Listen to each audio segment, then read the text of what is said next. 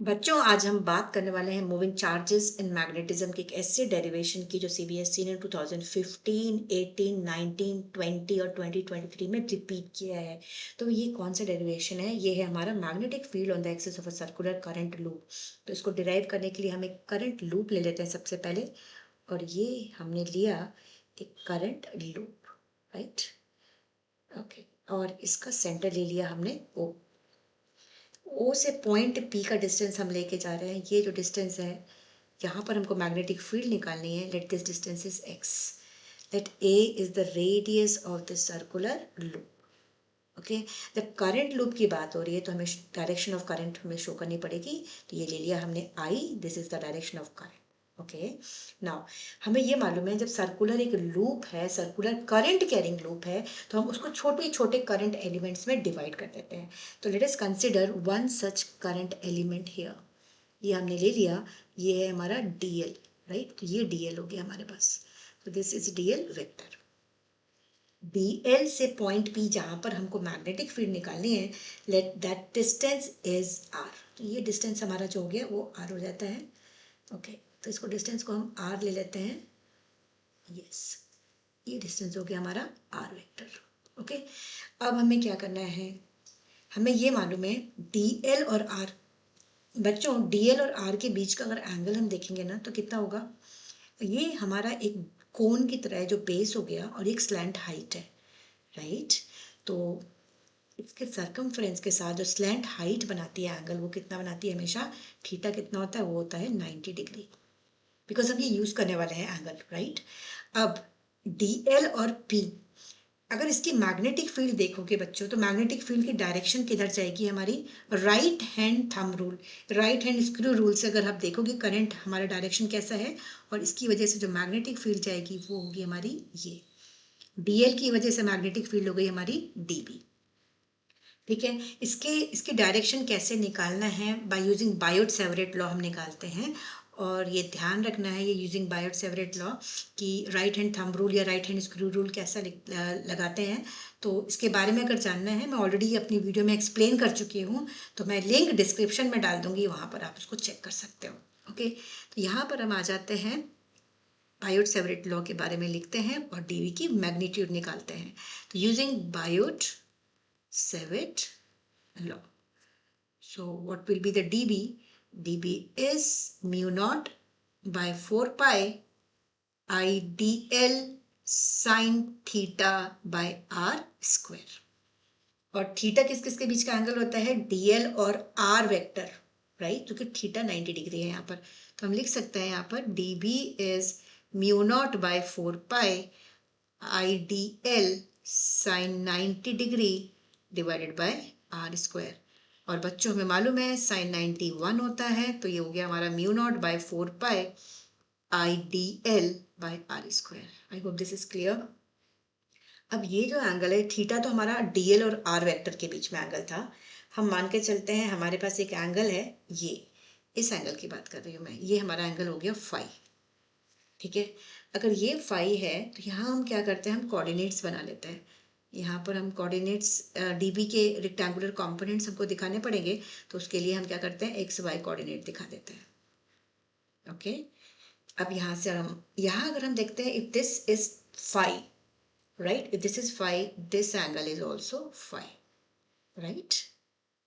अब dB is a vector quantity, so we can resolve this into component. ये component हमारा हो जाएगा, इस डायरेक्शन में जो component होगा वो होगा हमारा dB cos phi, और जो इधर का component होगा ये होगा हमारा dB sin phi.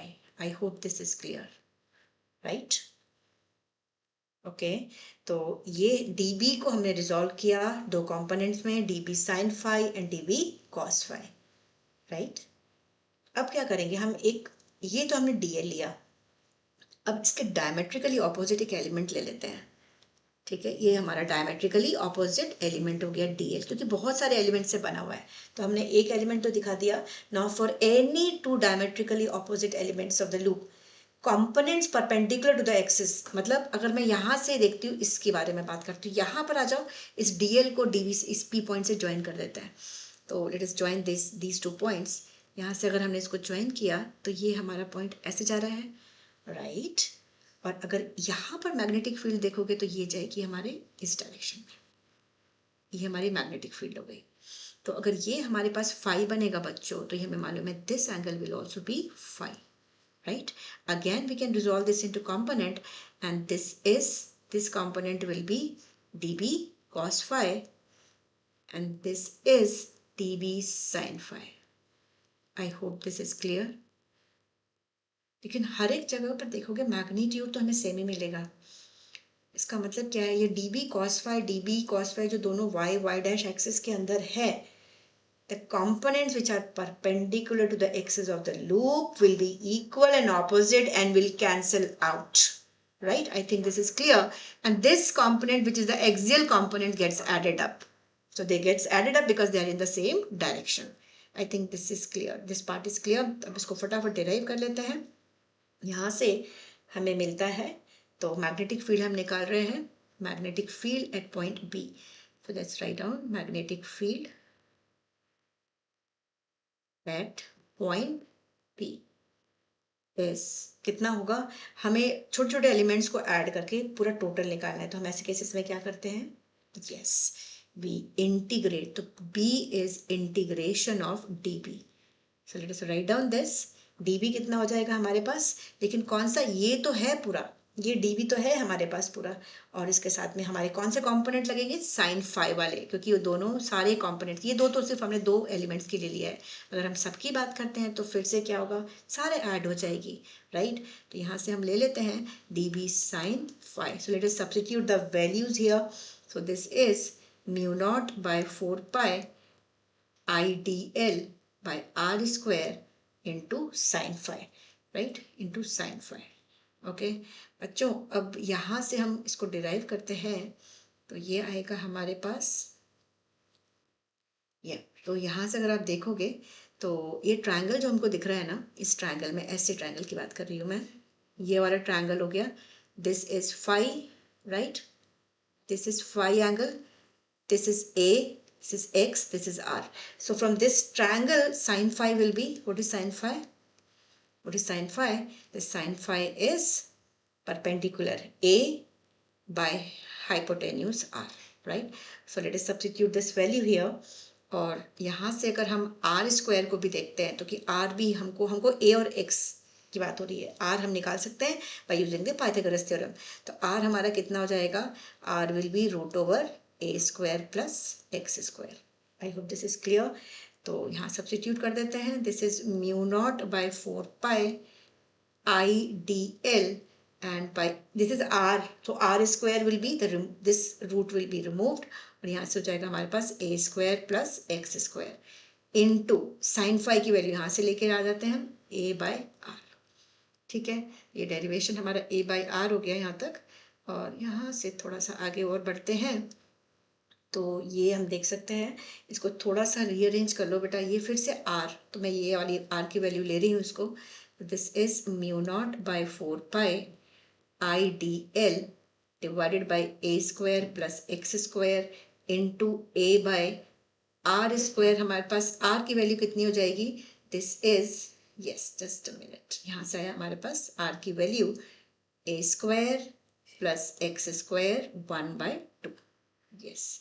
जब आप इसको ऐड करेंगे तो हमारे को डिनोमिनेटर में मिला mu naught by 4 pi IDL into a divided by, ये कितना है, a square plus x square, ये 1/2 है, और यहाँ पर आप देखोगे तो power 1, so it becomes 3/2, right, 1/2 plus 1, मैं पावर्स को ऐड कर रही हूँ, तो ये कितना हो गया हमारे पास 3/2। आई होप दिस इज क्लियर। अब यहाँ से हम डिराइव करते हैं, ये सारी जो कांस्टेंट वैल्यू है हम उसको बाहर ले लेते हैं, तो ये मिला हमको म्यू नॉट बाय 4 पाई, यहाँ से I A divided by A square plus x square 3/2, और इंटीग्रेशन में बचा हमारे पास dl, तो इंटीग्रेशन में अगर dl होगा तो integration of dl will be l, ठीक है, ये हम ऐसे लिख सकते हैं, इंटीग्रेशन ऑफ dl l मतलब क्या है, l means the length of this circular loop, जो कि सरकमफरेंस के बराबर होगी, रेडियस a है, तो 2 पाई a आ जाएगी हमारे पास, तो हम इसको लिख सकते हैं, तो यहाँ से हमारे पास वैल्यू हो गया, this can be written as mu naught by 4 pi I into a divided by A square plus x square power is 3/2 into 2 pi a. इसको सिंप्लीफाई करेंगे तो यहाँ से हमारा पाई कैंसिल हो जाएगा, right. So let us cancel this pi here from pi, यहाँ से भी पाई कैंसिल हो गया और ये बचा हमारे पास, ये 2 से ये यहाँ से इसको कैंसिल कर सकते हैं इस 4 को।